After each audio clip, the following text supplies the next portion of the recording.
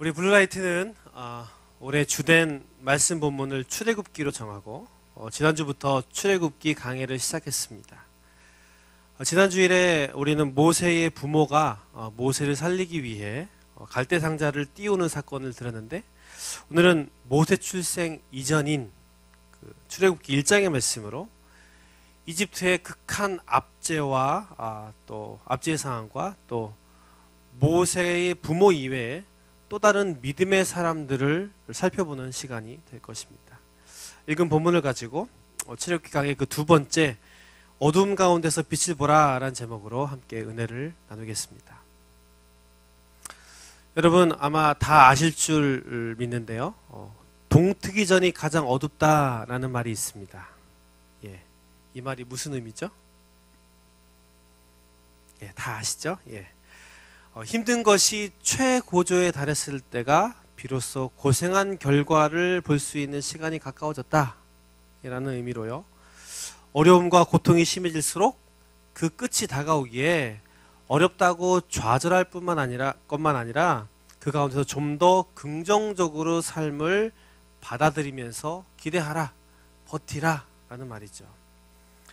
아마 이 말은 겨우겨우 매일을 힘겹게 살아가는 우리에게 가장 필요한 말이 아닐까 하는데요.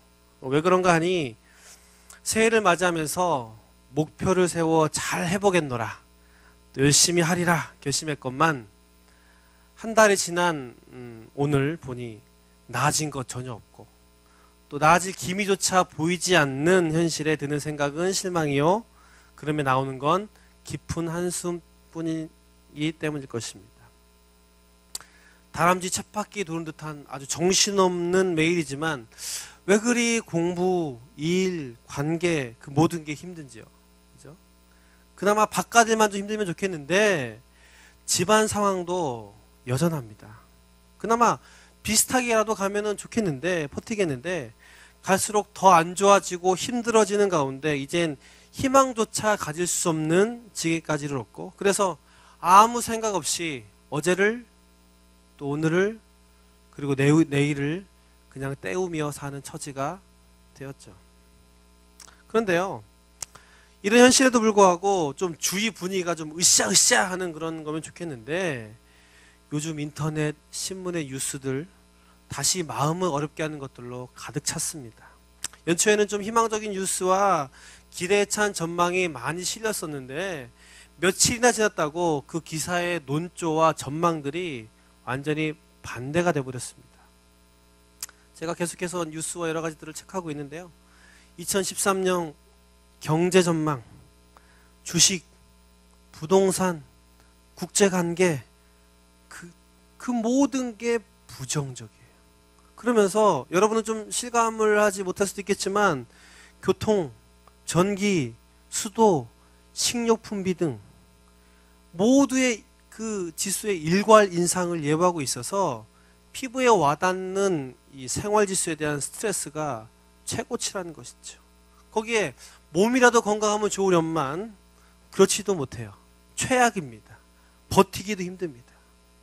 그래서 이 해 뜨기 전이 가장 어둡다라는 말을 생각하며 스스로 위안을 삼아보지만 너무 상황인지라 오히려 정반대로 이 말을 여러 상황의 패러디해서 자조하는 글이 인터넷에 많이 올랐다는 거죠. 한번 제가 예를 들어볼까요? 학원비는 취업하기 전이 가장 많이 든다. 졸업 예정자.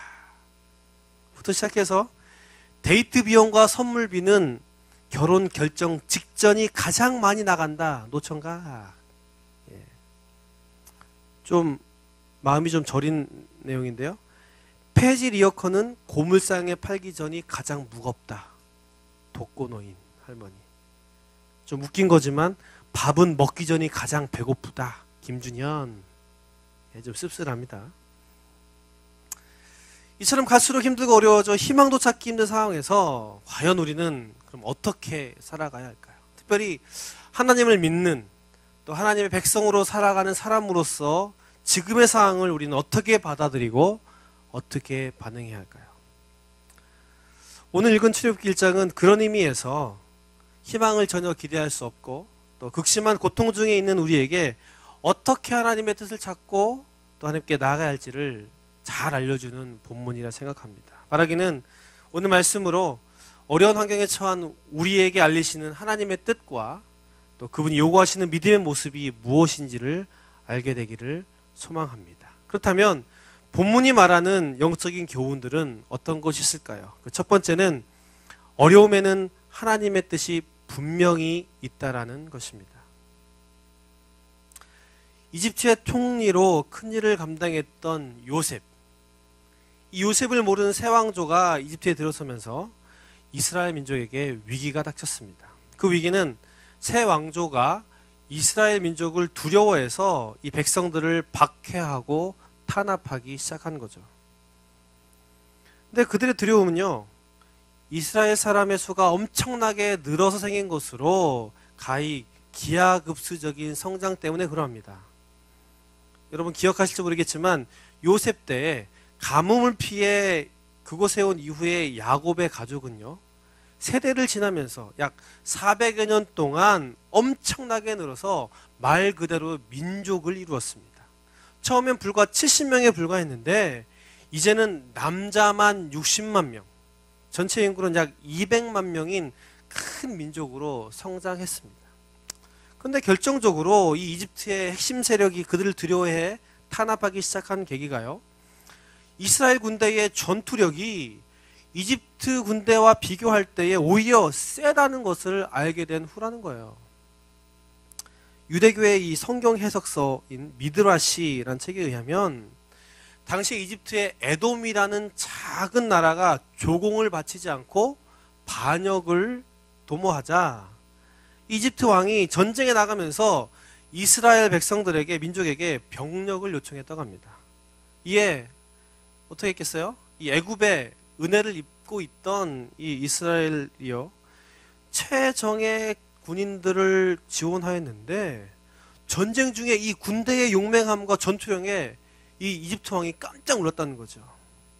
그러고 보니 이스라엘 민족은 완전한 독립 세력입니다. 그죠?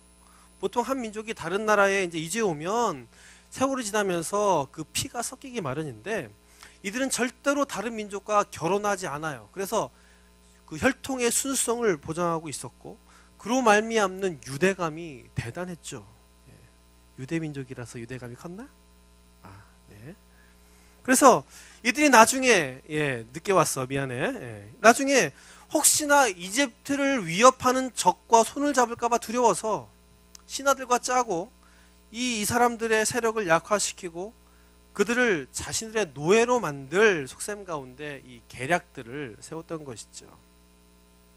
그래서 이집트 왕은 이스라엘 사람들에게 이 나라의 곡식과 무기 창고를 짓는다라는 대의 명분을 내세워서 아주 힘든 노역에 그들을 동원했습니다. 11절 뒷부분을 제가 읽어드리면요, 그들에게 바로를 위하여 국고성 비돔과 라암셋을 건축하게 하니라.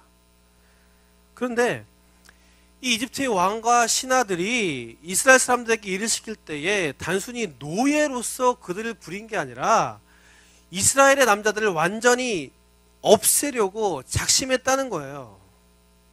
그들이 이제 이스라엘 남자들에게 일을 시킴에 성경은 11절 무거운 짐을 지워서 13절 엄하게 시켰다라고 기록되어 있는데요. 이 단어는 아주 잔인할 정도로 일을 하게 해서 젊은 남자들을 병들어 죽게 하고요. 또한 이렇게 이 힘든 일에 잡아둠으로써 집에 보내지 않아. 그래서 어떻게 해요?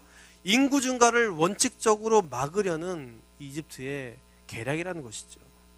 그런데 죽도록 힘든 일 시키면 병들고 죽는 사람도 생기고요. 또 집에도 안 보내면 출산율도 낮아질 줄 알았는데, 그래서 좀 이스라엘이라는 이 세력이 위축될 것 같았는데 오히려 더욱 그들이 번성해서 세력이 커졌습니다. 그러자 그들은 어떻게 해요? 계속 해오던 이 노역에 흙 이기기, 뭐 벽돌 굽기, 거기에 농사일을 더 시켰고 그것도 안 되니까 어떻게 해요? 산파를 시켜서 남자아이를 죽이라는 명령까지 내렸습니다. 그런데 이집트의 위정자들의 이런 학대와 탄압은 이스라엘 백성들에게 너무나 갑작스러운 동시에 견딜 수 없는 고통이었어요. 단지 자신들의 수가 많아졌다는 이유만으로, 그리고 제국의 위협이 될 수 있다는 이유로 이렇게 한순간에 그들을 노예로 전락시키고 죽을 노동을 시킨다는 것은 너무나 억울한 일이죠. 게다가 그 힘든 일이 계속해서 늘어납니다. 근데 문제는 그들에게 너무나 끔찍한 이 고통의 끝이 안 보여요. 그래서 그들에게 희망이란 단어는 사치요, 미래는 강요된 죽음이었어요. 실제로 이스라엘 백성들이 겪은 이 절정의 고통의 기간은요, 무려 80에서 90년이라는 긴 시간입니다.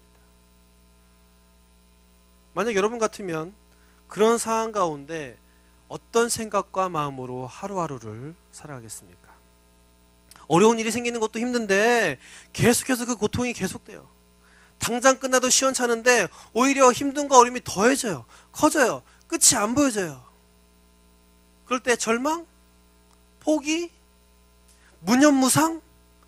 내 앞에 길이 있으므로, 내 앞에 시간이 있으므로 나는 그냥 산다? 간다?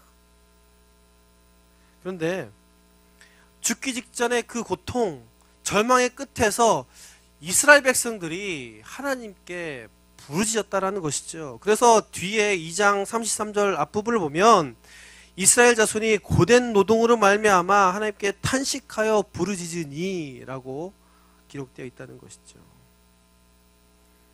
우리가 생각하기에 어찌 보면 그들의 기도는 고통 중에 당연하다라고 생각될 수 있습니다. 힘드니까, 하나님을 믿는 사람들이니까. 그런데 생각해 볼 건요, 힘들다고 또 하나님을 믿는다고 모두가 다 기도하는 건 아닙니다. 그리고 기도한다 해도 이 고통이 아주 극한 지점에서까지 하나님께 나아간다는 건 흔치 않은 일이에요. 예전에 제가 미국의 한 신학교가 기도에 대한 설문조사한 그 결과를 본 적이 있는데, 사람들이 가장 많이 기도할 때가 언제냐면 작은 어려움이 생겼을 때라는 거예요. 근데 깜짝 놀란 사실은 아주 큰 일이 생겼을 때, 정말 큰 어려움이 있을 때, 그럴 때 기도를 사람들이 더 할 것 같은데 오히려 그럴 때에 사람들이 기도를 안 한다는 거예요. 왜 그런 걸 따져보니까 사람들은요, 기도할 때에 자기가 가늠할 수 있는 부분만큼만 기도할 수 있기 때문이라는 거예요.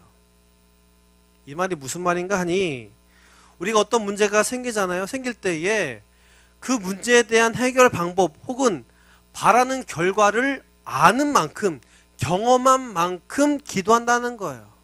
그래서 작은 문제면 그 문제답게 기도할 수 있어요. 문제가 없어요. 그런데 너무나 큰 문제의 경우에는 감당할 수 없기 때문에, 상상할 수 없기 때문에, 가늠할 수 없기 때문에 어떻게 기도해야 할지를 모른다는 거예요.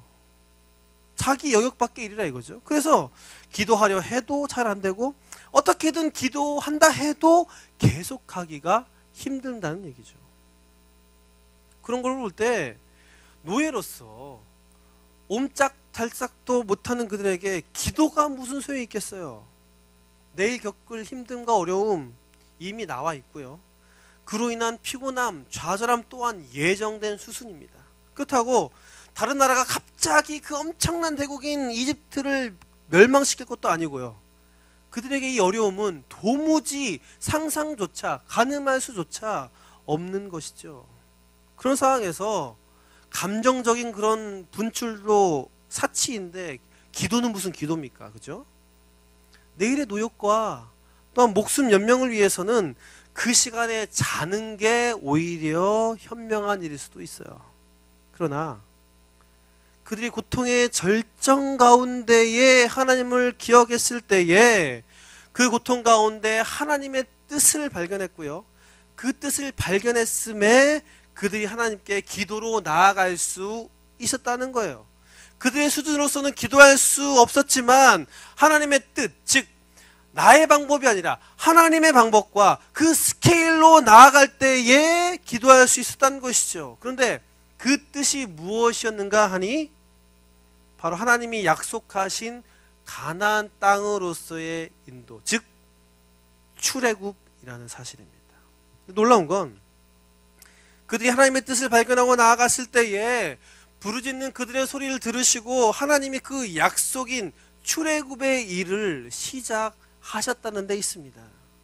어쩌면 그들은 요셉 이후 지금까지 당시에 가장 안전한 나라, 가장 풍요로운 나라, 그 문명국 이집트에서 많은 것을 누리며 살았기에 그 약속을 까맣게 잊고 있었을 수도 있습니다. 그러나 그들은 이 당한 어려움을 통해서 하나님을 기억하고 그 하나님을 기억함으로 그들의 조상 아브라함과 자신들을 향한 하나님의 뜻을 알게 되었다는 거예요. 그렇기 때문에 우리가 겪는 지금의 고통과 더해지는 어려움 가운데 보여야 할 것은 바로 하나님을 생각하는 일입니다.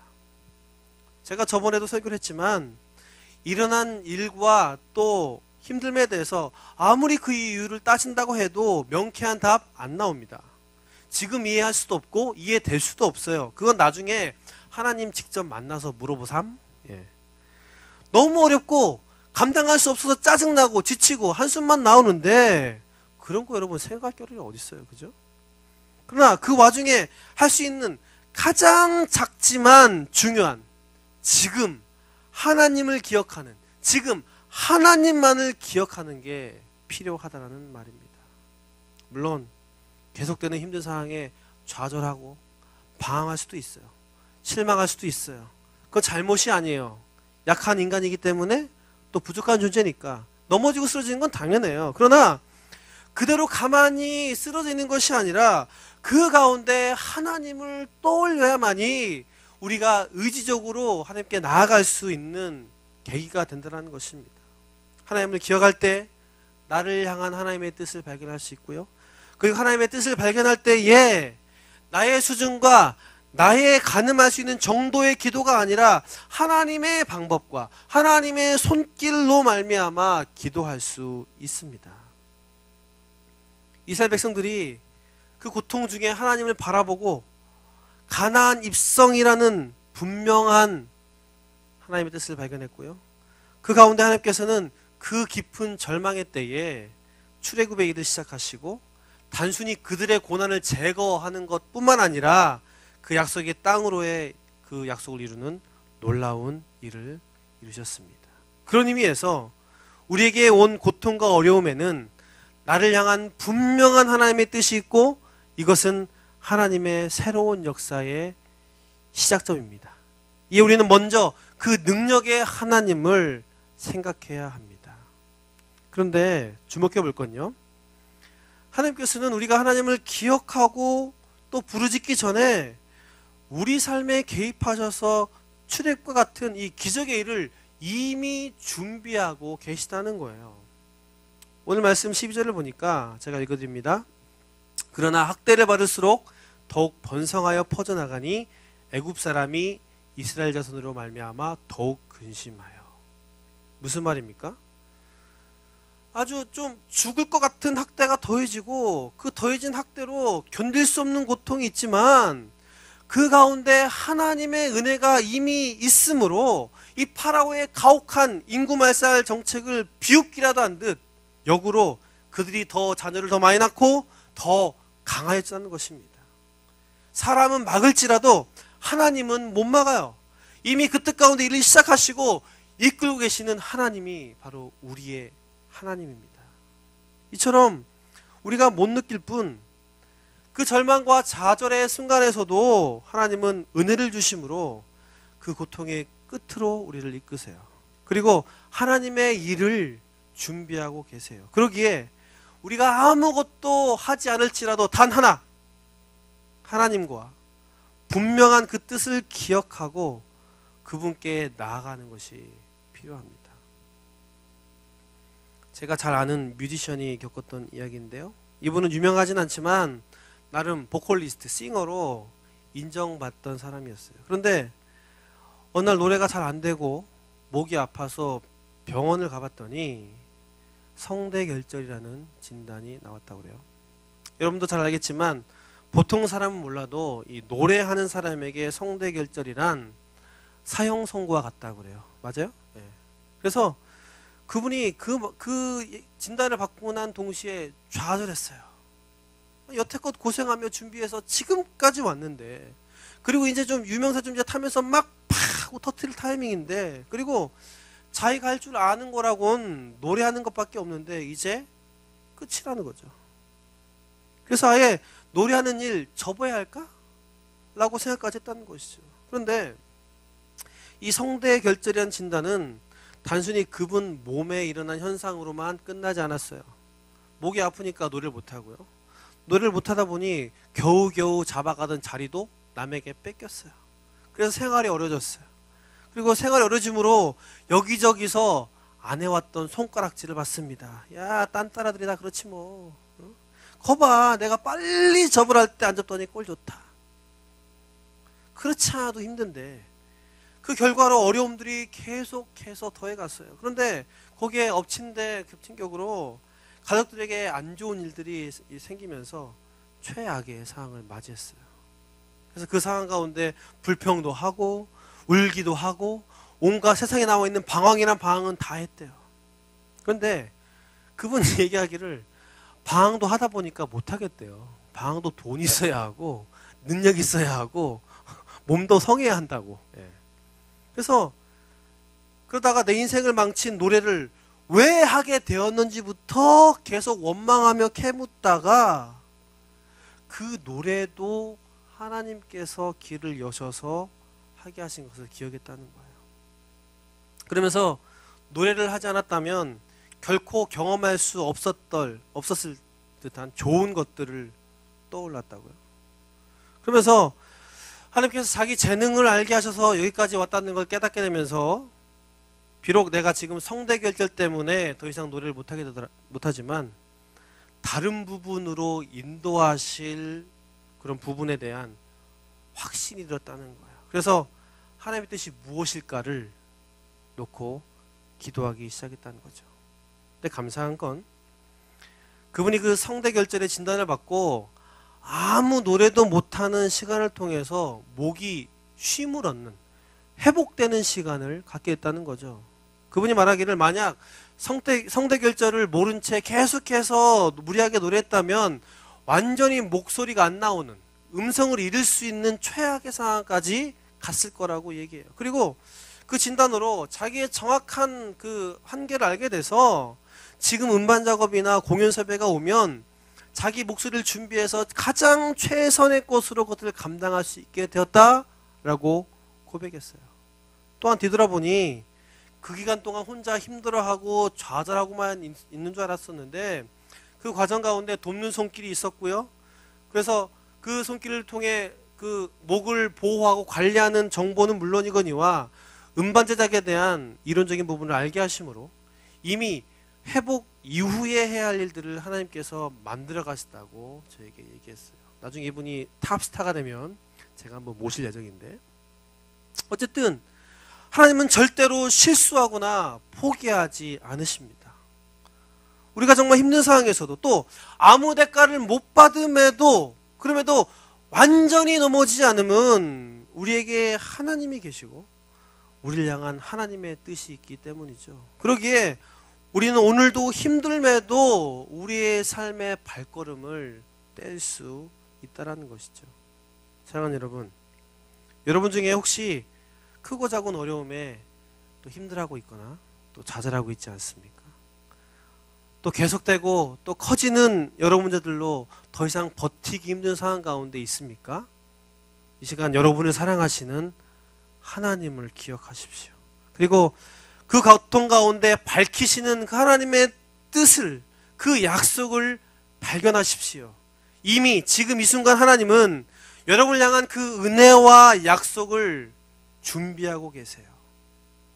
하나님의 깊은 뜻을 깨닫고 그 하나님을 붙잡고 나아갈 때에 하나님은 여러분을 위한 구원의 일을 시작하시고 그 능력으로 이끄실 줄 믿습니다. 그 은혜가 우리 가운데 넘쳐나기를 주님의 이름으로 축원합니다. 그렇다면 두 번째, 본문 요령 중에 있는 우리에게 주는 교훈은 작은 자를 통해 하나님의 역사와 그 세대를 일으키신다는 사실입니다. 오늘 말씀을 보면 두 번에 걸친 아주 힘든 노역의 추가에도 이스라엘 민족의 번성을 막지 못했죠. 근데 그 못한 이집트가 왕은 극단의 조치로 히브리 산파에게 이스라엘 여인이 딸을 낳으면 살리고 아들을 낳으면 죽이라는 명령을 내렸습니다. 산파에게 내려진 이 아들을 죽이라는 명령은 이제까지 간접적으로 행했던 이스라엘의 억압 정책을 넘어선 직접적이고 악랄한 민족 말살 정책이죠. 그런데 이 왕인 파로의 명령을 받은 히브리 산파 이 두 명은요, 그 명령을 어기고 남자 아기들을 살렸습니다. 여러분, 산파들은 도대체 왜 그 명령대로 하지 않았을까요? 왜 그랬을까요? 왜 말 안 들었을까요? 성경에 답이 나와 있죠. 17절 말씀. 산파들이 하나님을 두려워하여 애굽 왕의 명을 어기고 남자를 살린지라. 그것은 그들이 하나님을 경외했기 때문이라는 거죠. 근데 여기 생각해 볼 것은 히브리 산파들이 어떻게 혹은 어떤 이유로 당시의 권력자인 파라오의 명령까지 어길 수 있겠느냐라는 것이죠. 여러분, 이 파라오는요, 당시의 신으로 추앙받던 사람입니다. 그죠? 따라서 그의 명령은 곧 법이에요. 파라오의 명령을 어기면 그 즉시 사형 집행입니다. 아무로 이의를 달지 않아요. 그러나 이 두 여인은요, 이 땅의 파라오 대신에 하늘 하나님을 보았다는 거죠. 이 여인들은 그 하나님을 보되 두려움으로 또 순종함으로 또 믿음으로 바랐습니다. 그러기에 여인들은 최고 권력자여 곧 법인 파라오의 명령을 전혀 두려워하지 않았습니다. 여기에서 두려워하는 대상에 대한 이 파라오와 산파 여인들에 대한 극명한 차이가 대조됩니다. 먼저 파라오는 무엇을 두려워했죠? 사람을 두려워한 사람입니다. 그런데 그는 전혀 위협적이지도 않고, 그리고 어쩌면 새빵살이 신세인 사람들, 이스라엘 백성들을 쓸데없이 두려워했어요. 왕임에도, 가장 많은 권력을 가졌음에도 그 두려움에 시달려서 결국 이스라엘 사람들을 압제하고 없애려고 시도했다는 거죠. 근데 반대로 이 산파 두 여인은 사람을 두려워하지 않았어요. 어쩌면 가장 천한 직업을 가진 최하 계층의 사람들이었죠. 정말 아무것도 아닌 사람들이에요. 그런데 이 여인들은 그 명령자가 눈에 보이는 절대 권력을 지닌 엄청난 사람임에도 불구하고 두려워하지 않고요, 오히려 눈에 보이지 않는 하나님을 두려워했어요. 그래서 하나님을 두려워하며 결국 그들에게 맡겨진 생명을 살리려고 애썼습니다. 그런데 그 결과를 볼 때 하나님을 더 두려워한 이 여인들에게 하나님의 은혜가 베풀어졌습니다. 본문엔 두 가지 은혜가 기록되어 있는데요, 그 여인들에게 임한 첫 번째 하나님의 은혜는 바로 파라오부터 해를 당하지 않은 것입니다. 파라오의 명령에도 사내 아이를 죽이지 않은 이 산파 둘은 결국 그 앞에 끌려가서 문책을 당합니다. 그러나 이들은 당당하게 이 바로에게 대답합니다. 19절 말씀. 히브리 여인은 애굽 여인과 같지 아니하고 건장하여 산파가 그들에게 이르기 전에 해산하였더이다 하매. 이 산파들의 이 왕에게 한 대답은 진실이면서도 거짓입니다. 실제로 이스라엘 여자들은요, 지혜롭고 또 몸이 강해서 왕의 명령을 받은 산파들이 오기 전에 일찍아이를 낳고 감추는 사례가 많았다고 해요. 그런데 이 산파들은 이 사실을 알매도 자기 일에 태만해서, 즉 일부러 늦게 가서 남자아이들을 살리는데 동참했어요. 그래서 사내아이를 죽일 수 없었다는 보고를 들은 왕은 그 말이 사실이기 때문에, 사실임을 알고 산파들의 죄를 더 이상 추궁하지 않았습니다. 이게 하나님의 큰 은혜라는 거죠. 왜? 여러분 생각해 보세요. 산파들의 대답이 참이냐 거짓이냐를 떠나서 이 파라오의 명령에 그 명령인 사내아이를 죽이는 일에 실패한 그 죄는 마땅히 받아야 해요. 그래서 그 여인들은 죽어야 해요. 자기 생각에만 사로잡혀가지고 무고한 이 이스라엘 아이들을 죽이는 괴팍하고 비이성적인 파라오의 성격상 이 여자들을 살리는 건 하나님의 보호하심과 은혜로밖에 설명될 수 없어요. 한편 이 여인들에게 임한 하나님의 두 번째 은혜는 무엇입니까? 그것은 그들의 집안을 축복하신 거죠. 21절 말씀, 그 산파들은 하나님을 경외하였으므로 하나님이 그들의 집안을 흥왕하게 하신지라. 하나님께서는 자신을 두려워 섬기는 이 산파들에게 복을 내리셔서 그 힘든 고통의 시간 가운데 하나님의 특별한 손길을 경험케 하셨습니다. 이것은 바로와 완전히 반대죠. 사람을 두려워한 이 파라오는 망했고요. 하나님을 두려워했던 이 여자들은 하나님으로 인해 더 집안이 잘 되었어요. 이스라엘 백성임에도 불구하고. 근데 살펴볼 건 이들이 하나님의 큰 은혜를 받은 것이 하나님의 일을 한다는 어떤 그 큰 이름 아래 해서 그런 것이 아니라 평소에 자기가 했던 일 가운데 이 경외함을 나타냈기 때문이라는 겁니다. 이들은 평범한 산파예요. 하나님의 역사적인 그런 관점에서 볼 때 그들은 먼지와 같은 존재예요. 심지어 여자입니다. 그러나 작은 일임에도 하나님을 섬기는 그 믿음으로 자신의 일들을 하며 살아왔기 때문에 여인들은 자신의 생명의 위협을 받았음에도 불구하고 평상시대로 하나님의 뜻을 따라 하나님의 이름으로 묵묵히 자신들의 일을 해나갔다는 거예요. 이처럼 우리는 우리가 처한 생활의 자리에서 하나님을 그 어떤 것보다 두려워해서 비록 작은 일일지라도 그 태도를 담아내야 합니다. 그럴 때 이 산파들처럼 하나님께로부터 보호받을 수 있고 그 은혜를 맛볼 수 있습니다. 그럼으로써 이 여인들이 출애굽기에서 모세보다 앞선 출애굽의 주인공들로 쓰임받은 것처럼 우리도 그 통로가 될 수 있다는 거죠. 저는 지금 어떻게든 있는 곳에서 크리스찬으로서의 티내고 유별나게 하면서까지 하나님을 내세우란 말을 하는 거 아닙니다. 또 하나님을 위한다는 명목 아래 거짓말을 하는 잘못을 해도 괜찮다고 말하는 거 절대 아닙니다. 이 하나님을 두려워 섬기는 것이 크고 더 중요하단 말이지 세상의 기준과 정반대되는 행동을 하는 얘기가 아닙니다. 우리는 보통 하나님을 경외한다라고 생각할 때에 뭔가 특별한 무언가를 해야 한다라고 생각합니다.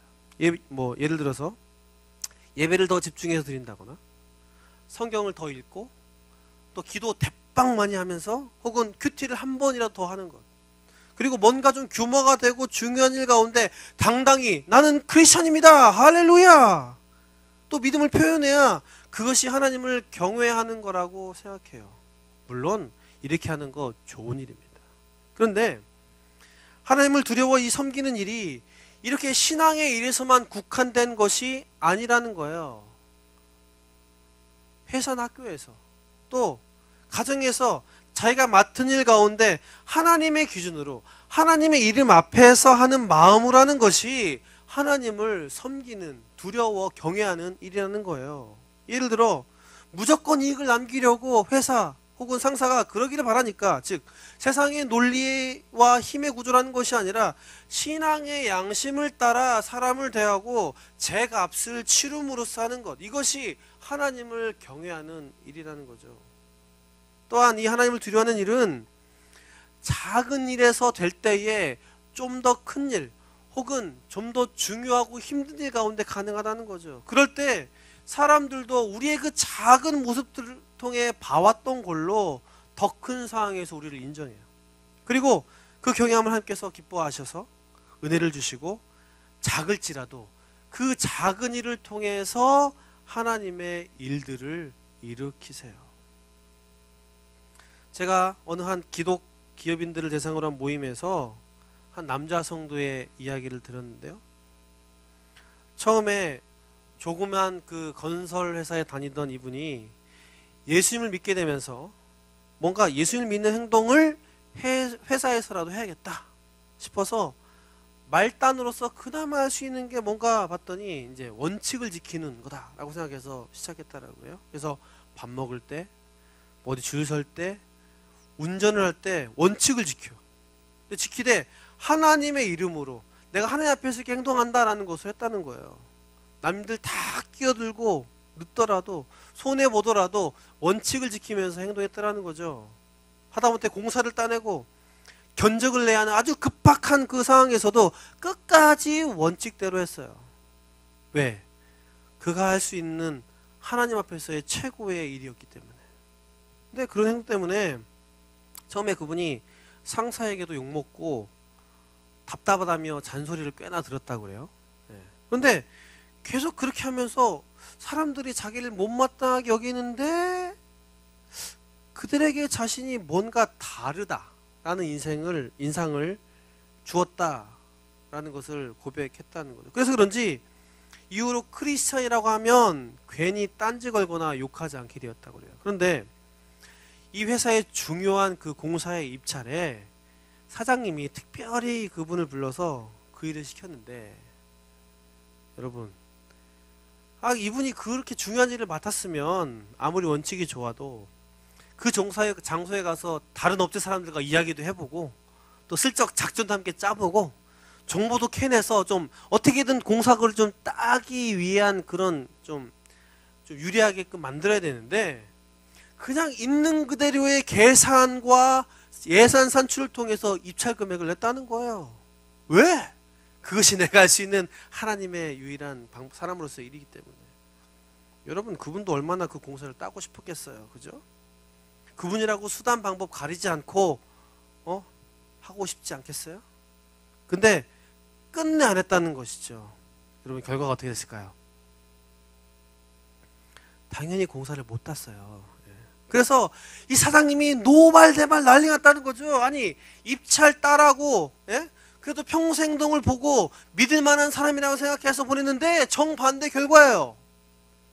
그 사람의 행동에 대한 믿음과 이 공사 따내는 데 있어서의 믿음은 번지수가 달랐어요. 그래서 때 아닌 회사 생활에 어려움이 생겼다는 거죠. 그런데 이후에 그 사장님이 지금껏 그분의 행동과 공사 그 입찰권을 겪으면서 회사의 가장 중요한 재정 부분 전체를 맡겼다는 거예요. 참 아이러니하지 않아요? 예? 그런데 여기서 끝이 아닙니다. 그분이 이 회사 재정을 맡으면서 온갖 대기업에 주던 이 뇌물 및 접대비 싹 없앴어요. 저는 자세히는 모르는데요. 예전에 그 건축업계, 지금도 뭐 크다고 합니다만, 이 뇌물 접대의 관행은 상상을 초월한다고 그래요. 예. 근데 그 금액은 고스란히 부실, 날림 건축으로 이어지게 되고요. 그래서 그 회사가 엄청난 위기에 처했었다고 그래요. 그런 거 안 해주니까 큰 대기업들이 하청을 안 줘. 그리고 각 시의 도의 공무원들이 허가를 잘 안 해줘요. 아니, 좀 하나님의 방법대로, 아니 이건 하나님의 방법도 아니야, 그죠? 원칙대로 하면 형통함이 있어야 되는데, 잘 돼야 되는데 오히려 갈수록 태산, 어려워요. 그런데 IMF 금융위기를 겪으면서, 여러분 IMF가 언제 일어난지는 알아요?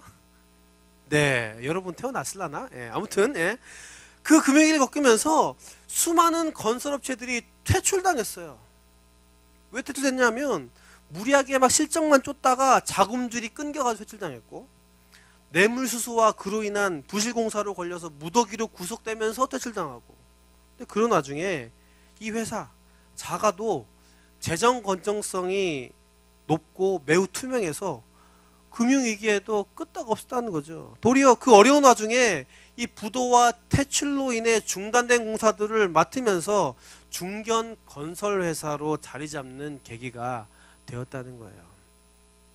이분의 이야기, 사실 정말 좋은 결과에 아주 드문 간증입니다. 그리고 이분이 이렇게 지금까지 왔다지만 그분의 영향력 미미해요. 정말 작아요. 그러나 중요한 건 그분의 고백으로 하나님을 경외할 때 인간적으로는 완전히 막힌 길일지라도 하나님의 길은 열려 있다는 것입니다. 오늘 본문의 산파들, 애굽왕이 다른 수많은 산파들 중에 하필이면 왜 이 두 명을 따로 꼭 집어 불러서 히브리 남자 아이들을 죽이라고 명령했을까요? 15절 말씀, 애굽왕인 히브리 산파 십브라라 하는 사람과, 이렇게 발음하면 되지, 부하라 하는 사람에게 말하여. 이 파라오가요, 단순히 아무나 섞어가지고 로또식으로 딱 2명 불러가지고 그렇게 명령한 게 아니라는 거죠. 특별히 이 둘에게 명령을 한 건 왕 파라오와 이 둘의 그 산파의 관계적인 측면에서 볼 때 명령하고 명령받는 그 이상의 관계, 이상의 의미가 있다라는 거예요. 어떤 성경학자는 이 파라오가 그 2명을 가장 신뢰했기 때문에 그 명령을 했을 거라고 주장하기도 하는데, 어쨌든 이 파라오는 그 산파들에게 막중한 일을 시켰고 또 자신의 명령을 어겼음에도 그 변명에 수긍했습니다. 이처럼 평소에 작은 일일지라도 하나님의 이름으로 감당하는 것이 중요하고, 그렇게 감당함이 힘든 상황과 고통 가운데서도 여전히 그 태도를 유지할 수 있다는 거예요. 그리고 그렇게 하나님께 나아갈 때에 그 인도하심을 경험하고 그 통로로 쓰임 받았다는 사실입니다. 주목할 건 본문을 자세히 보면요, 자세히 볼 것도 없어요. 그냥 보면 이집트의 왕의 이름은 직접 거론되지 않고 그 왕위의 이름인 파라오만 언급되고 있는 반면에 이 산파들의 이름은 정확히 성경을 통해서 그 이름이 십브라와 부하임을 기록하고 있다는 사실입니다. 파라오가 당대 가장 위대한 제국의 통치자인 반면 이 2명의 산파는 정말 아무것도 아닌 존재죠.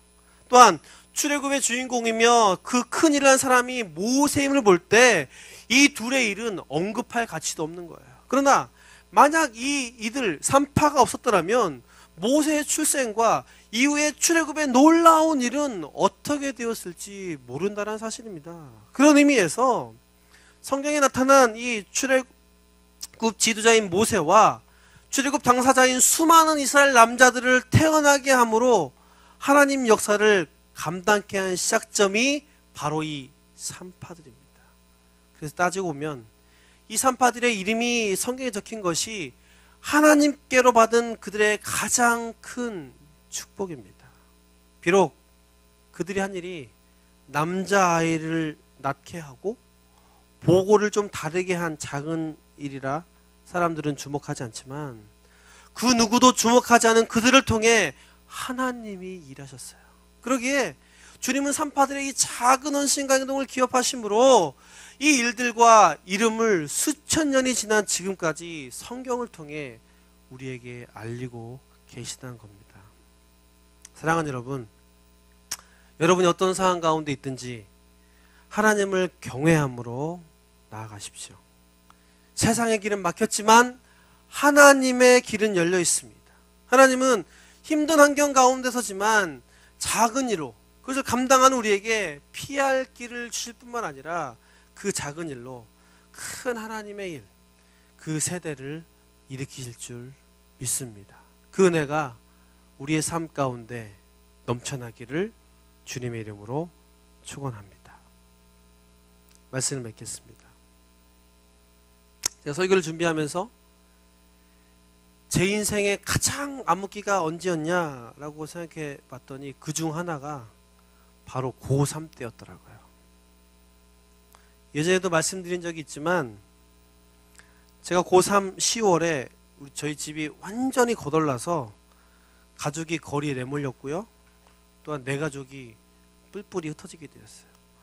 엎친 데 겹친 격으로 어머니가 쓰러지셔가지고 도무지 뭘 어떻게 해야 할지도 방법도 모른 채 살았어요. 근데 여러분, 그 당시 고3이었던 제가 생각하고 할 수 있었던 게 뭐였을 것 같아요?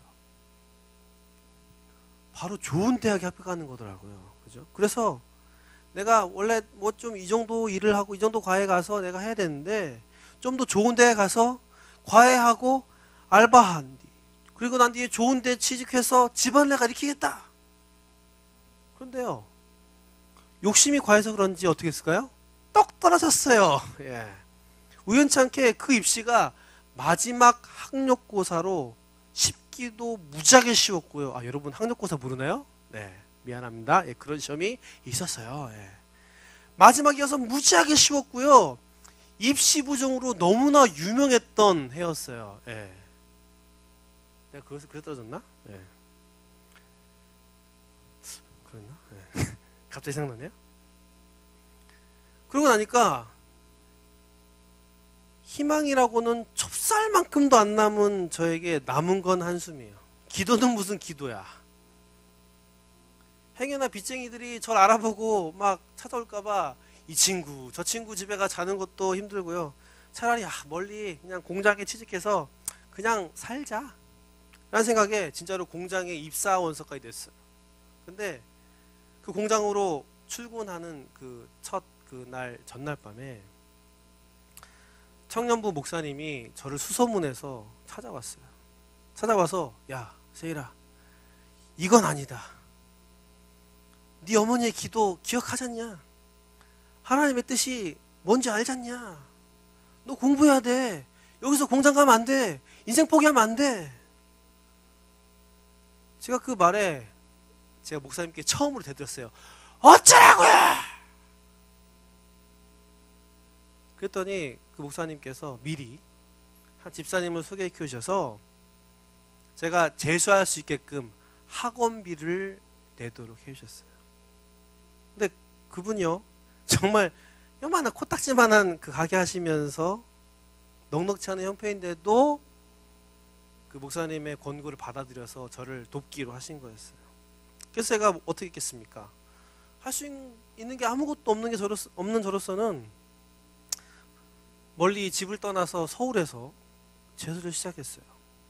아마 취직해봤자 저의 월급 모두 차압당했을 거예요. 예, 빚이 너무 많아서. 근데 여러분 제가 아까 했잖아요. 마지막 학력고사라고 했잖아요. 그 다음 시험이 수능이에요. 근데 수능 진짜 모르겠어요. 그냥 답만 내는 문제라면 어떻게 푸는 시작을 하겠는데 도대체 문제 유형을 모르겠어요. 근데다가 첫 수능 입시라 모두가 갈팡질팡. 정부도 교과부도 방향도 없어. 기준도 없어. 거기에 시험은 또 2번이나 쳐. 할렐루야. 매일매일이 고역이에요. 갈수록 공부하기도 힘들고요. 집안은도 날리고. 그래서 마음으로 다짐한 게 내가 내일 돈 떨어지면 난 그 길로 집으로 간다. 공부고 뭐고 끝이다. 그러나 있는 한 공부라도 열심히 하자. 그래야 딴 거 생각 안 나니까. 이게 내가 할 수 있는 최선이다. 근데 배고파. 잠도 안 오니까 공부라도 한다. 그런데요. 그 당시 학원비를 3개월 단위로 냈는데 학원비 내야 할 그 다음 3개월 시점에서 그 집사님 가기가 어려워져서 지원이 끊겼어요. 그때 제 눈앞이 정말 깜깜했어요. 이 악물고 공부했는데 다 참아가면서 했는데 아예 시작을 안 했으면 좋았을걸. 그러던 와중에 감사하게 학원에서 이제 장학생으로 뽑혀가지고 겨우 3개월 더 다녀서 6개월 뒤에 이제 수능을 한번 치를 수 있었는데 제가 지나가 보니까 별건 아닌 것 같지만 그분의 한 번의 그 학원비 대주신 그 자금 섬김이 없었더라면 저는 아마 이 자리에 없을지도 몰라요.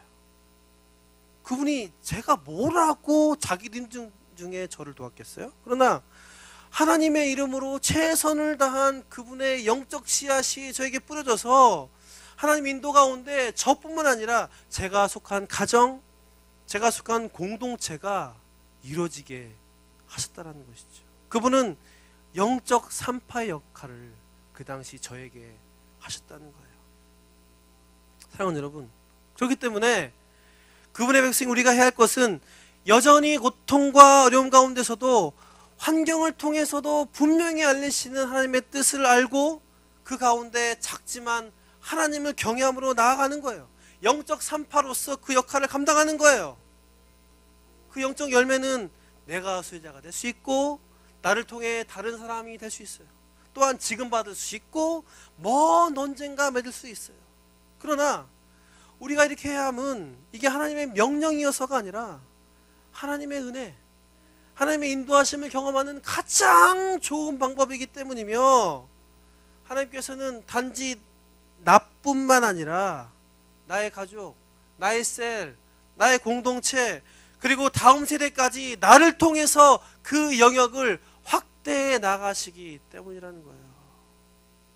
이 시간 우리의 시선을 하나님께 맞춥시다.